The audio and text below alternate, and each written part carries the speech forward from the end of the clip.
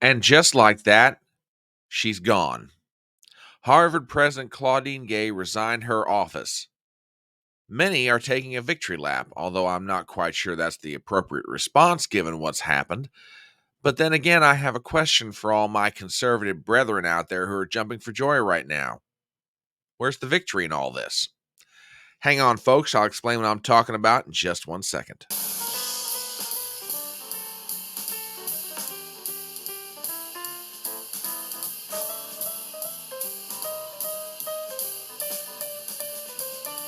My name is Brian Trippett. I am your front porch conservative. Step on up to my electronic front porch and let's talk.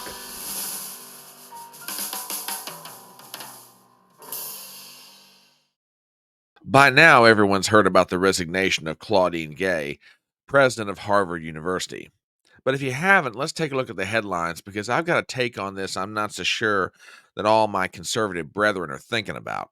So we'll start with the Harvard Crimson, a publication you never thought you'd ever catch me reading on the front porch. Headline: Harvard President Claudine Gay resigns, shortest tenure in university history. Article written by Emma Hadar and Cam Kettles. We read the following. Harvard President Claudine Gay resigned Tuesday afternoon after fierce criticism of the university's response to the Hamas attack on Israel and backlash from her disastrous congressional testimony spiraled into allegations of plagiarism and doubts about her personal academic integrity. Gay's tenure, just 6 months and 2 days, is the shortest in Harvard's history. University Provost Alan B. Garber, class of 76, will lead in the interim until a new president is selected. Her decision to resign is effective immediately, which was first reported by the Crimson, marked a stunning downfall for Gay, Harvard's first black president and former dean of the Faculty of Arts and Sciences. The Harvard Corporation, the university's highest governing body, announced it would begin the presidential search process in due course. Though an email did not specify a timeline or announce the formation of a search committee, the process is expected to include soliciting feedback from Harvard affiliates. A source close to Gay said she made her decision to resign last week. Okay, let's get into this. If you're not familiar with Dr. Claudine Gay, she is a graduate of Stanford University and received her PhD from Harvard. Did some work from there, came back to Harvard, dean of the Faculty of Arts and Sciences, and then ultimately university president. Now, I want to read a little bit from her resignation letter and then get into some thoughts about this whole situation. We'll go straight to the resignation letter, and it reads as follows. Dear members of the Harvard community, it is with a heavy heart but deep love for Harvard that I write to share that I will be stepping down as president. This is not a decision I come to easily. Indeed, it has been difficult beyond words because I have looked forward to working with so many of you to advance the commitment to academic excellence that has propelled this great university across centuries. But after consultation with members of the corporation, it has become clear that it is in the best interest of Harvard for me to resign so that our community can navigate this moment of extraordinary challenge with a focus on the institution rather than the individual. It is a singular honor to be a member of this university, which has been my home and my inspiration for most of my professional career. My deep sense of connection to Harvard and its people has made it all the more painful to witness the tensions and divisions that has riven our community in recent months, weakening the bonds of trust and reciprocity that should be our sources of strength and support in times of crisis. Amidst all of this, it has been distressing to have doubt cast on my commitments to confronting hate and to upholding scholarly rigor, two bedrock values that are fundamental to who I am, and frightening to be subjected to personal attacks and threats fueled by racial animus. I believe in the people of Harvard because I see in you the possibility and the promise of a better future. These last weeks have helped me make clear the work we need to do to build that future, to combat bias and hate in all its forms, to create a learning environment in which we respect each other's dignity and treat one another with compassion, and to affirm our enduring commitment to open inquiry and free expression in the pursuit of truth. I believe we have within us that we need to heal from this period of tension and division and to emerge stronger. I had hoped with all my heart to lead us on that journey in partnership with all of you. As I now return to the faculty and to the scholarship and teaching that are the lifeblood of what we do, I pledge to continue working alongside you to build the community we all deserve. When I became president, I considered myself particularly blessed by the opportunity to serve people around the world who saw in my presidency a vision of Harvard that affirmed their sense of belonging, their sense that Harvard welcomes people of talent and promise from every background imaginable to learn from and grow with one another. To all of you, please know that those doors remain open and Harvard will be stronger and better because they do.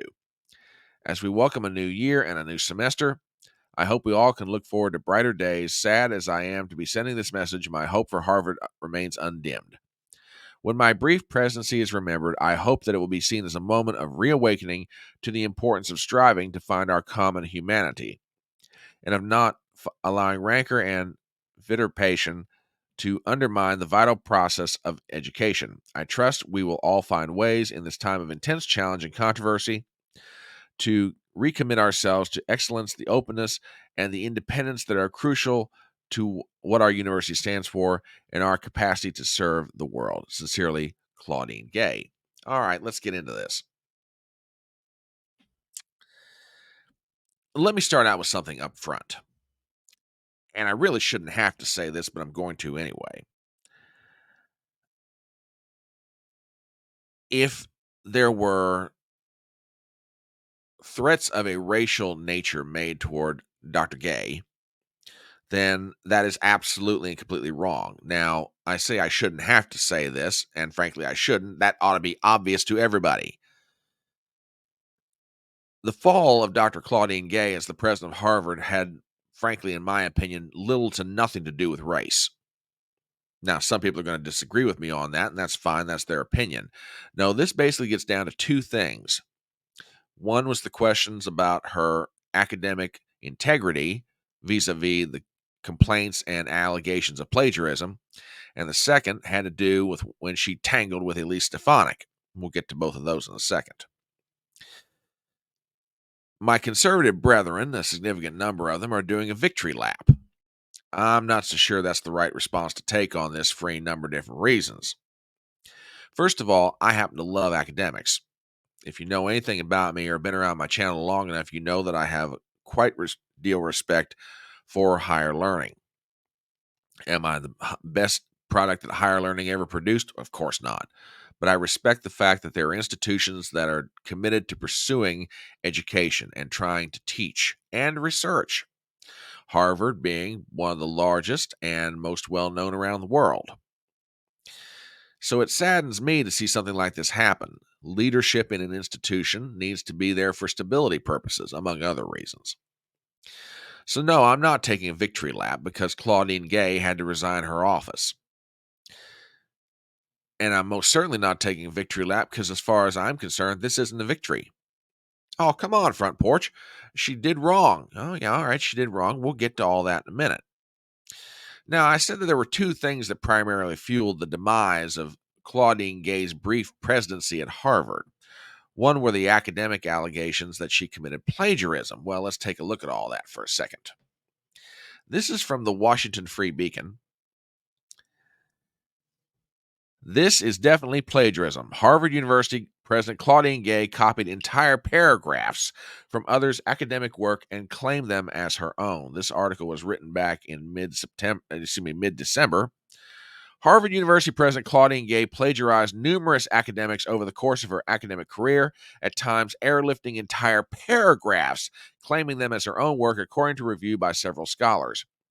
In 4 papers published between 1993 and 2017, including her doctoral dissertation, Gay, a political scientist, paraphrased or quoted nearly 20 authors, including 2 of her colleagues in Harvard University's Department of Government, without proper attribution, according to a Washington Free Beacon analysis.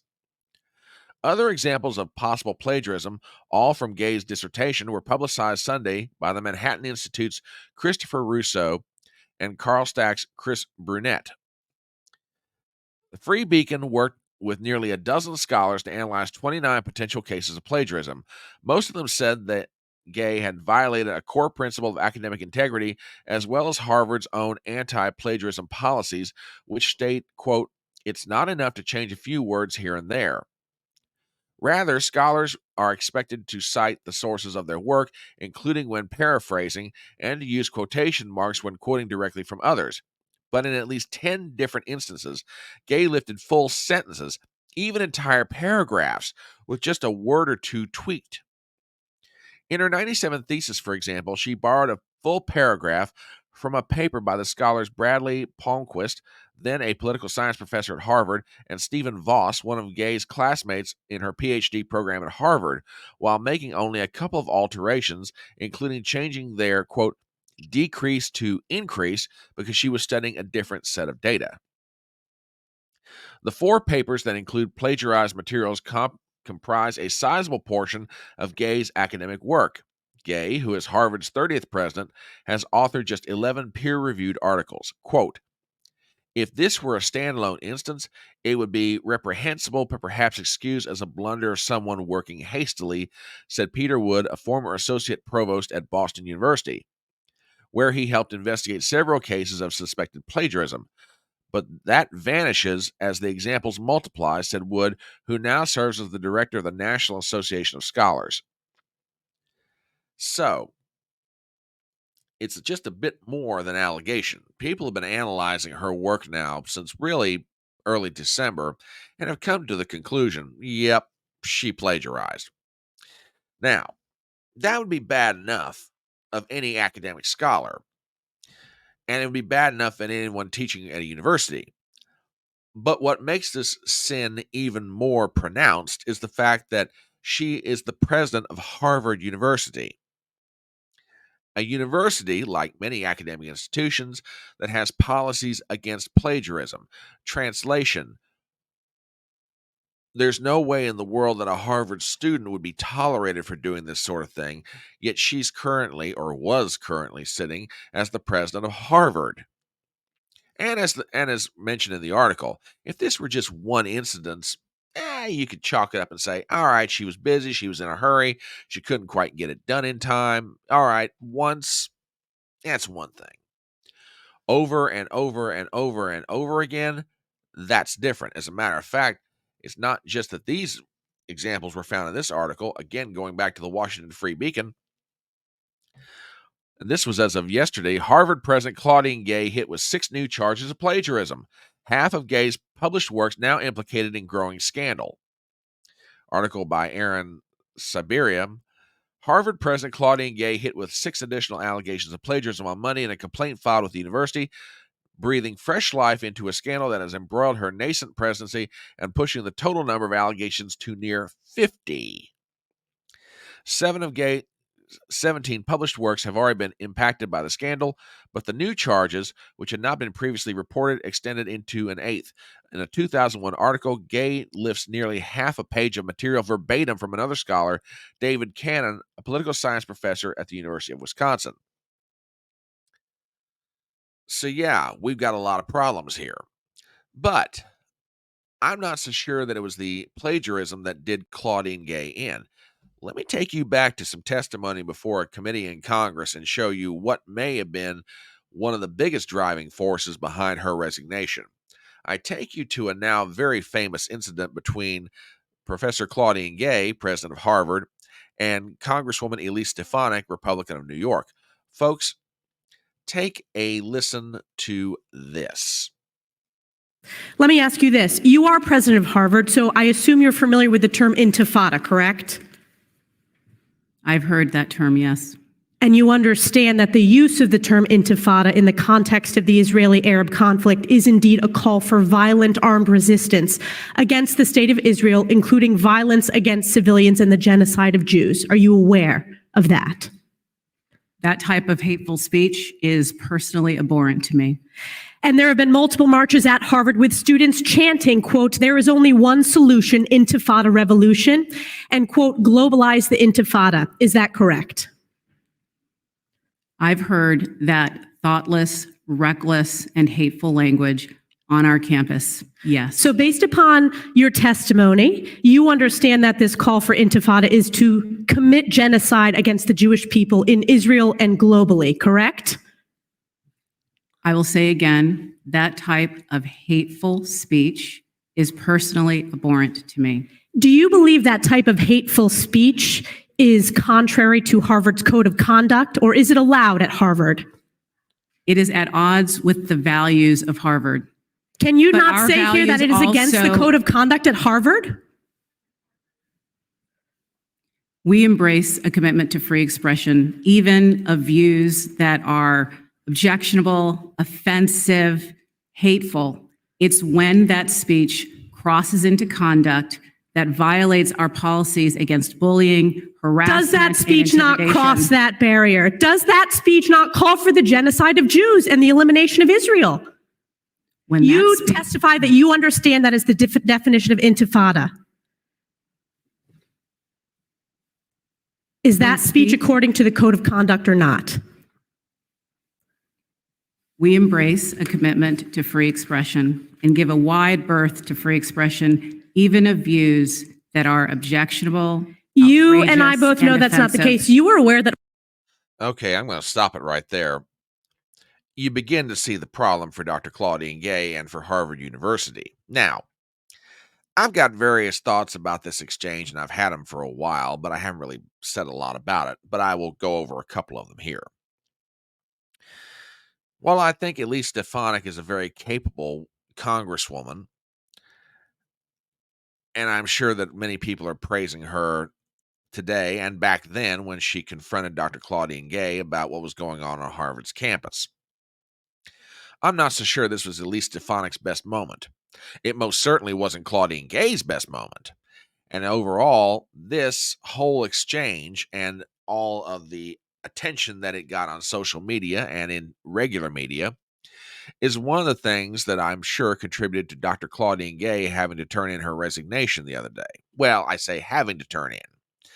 I'm not sure anyone made her do it. I'm sure it's probably one of those situations where she was sort of thinking the same thing that the Harvard Corporation was thinking, their board of governors, by the way. So, everyone's jumping for joy on the right side of the spectrum saying, this is a victory. Really? May I respectfully point out a few things to my conservative brethren? I take you to an article from the New York Post.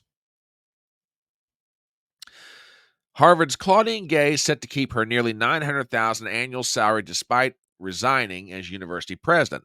Article written by Salim Algher. We read the following. She won't be leading the Crimson, but green shouldn't be a problem. Outgoing President Claudine Gay will still likely earn nearly $900,000 a year despite being forced to resign her position as the school's top scholar.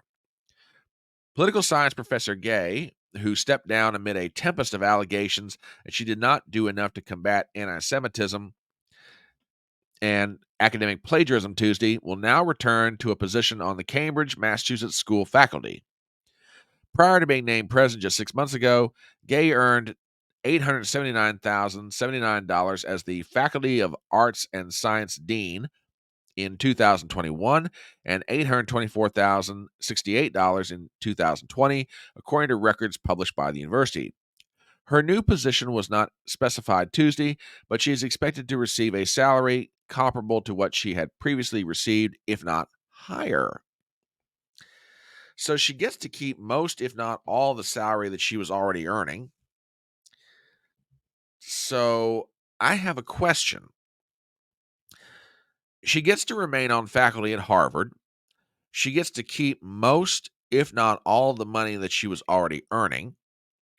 And the only thing that really happened is that she resigned the office of president of Harvard, which, don't get me wrong, I'm not saying that that is not a auspicious title to have on one's academic resume or one's resume in general. How many people in this world get to say that they were at one time president of Harvard University? However, to my conservative brethren out there, I'd like to point out a few things. Number one, she's still going to be teaching at Harvard University, in spite of the fact that, according to many scholars and frankly, an examination with the naked eye. She committed plagiarism. Number two, she gets to retain most, if not all, the salary that she had, at least as the dean of the Faculty of Arts and Sciences. And she gets to go on, more or less academically speaking, doing what she was doing before she became president of Harvard. Where's the victory in this? Yeah, she's no longer president of Harvard University, but past that, what's to jump for joy about? Now, don't get me wrong.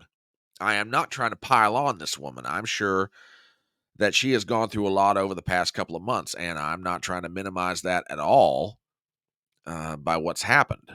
I don't want to see anything bad happen to anybody, regardless of what their situation is in life. But on the other hand, I don't view this as the victory that a lot of my friends on the right are. And frankly, I'm not so sure I'd be jumping for joy anyway. Is there a situation at Harvard that needs to be corrected? Absolutely. I'm sorry, academic plagiarism should not be tolerated, regardless of whether it's a Harvard president or a freshman student. This should not be allowed. But aside from fixing a few citations in her work, she's still teaching at Harvard. Where is the accountability for what she did academically? Seems to me she's going right on down the road, enjoying much the same status and much the same salary and much the same everything else. Now, I'm sure that at certain parties that she may walk into going forward, some people might look at her sideways and go, oh, that's her. That's the one that committed the plagiarism at Harvard. But in the grand scheme of things, aside from a few wary glances that she might get at a cocktail party, so what? So for all my conservative brethren out there who are jumping for joy over this, I wouldn't be all that happy, frankly. Now, like I said, I'm not trying to pile on. What she's gone through is what she's gone through, and I'm very sorry to see that she's had this happen to her. No one likes to be made to either leave a job or be fired from a job. But on the other hand, I'm not sure this cures anything. This sort of problem is still going on in academia. And yes, she's no longer the president of Harvard. Past that, I don't see a lot of reason to be happy here. I'll be a whole lot happier when there's a whole lot less of plagiarism at these levels of academia. And I'll be a whole lot more happy when there's more openness and tolerance and acceptance of all ideas on the university's campus. So that's the goal I think that ought to be shooting for here. But that's what I think about it. What do you think? As we start to wrap up this video, please do me some favors as always. Number one, if you're not a subscriber to my channel, please do so. Number two, please leave a comment below. I'd love to know what you think about all this. Number three, please share the video around. Number four, hit the bell for notifications. I want to make sure you're always aware when new material is coming out. And finally, please give me a thumbs up. My name is Brian Trippett. I am your front porch conservative, and I'll see you next time.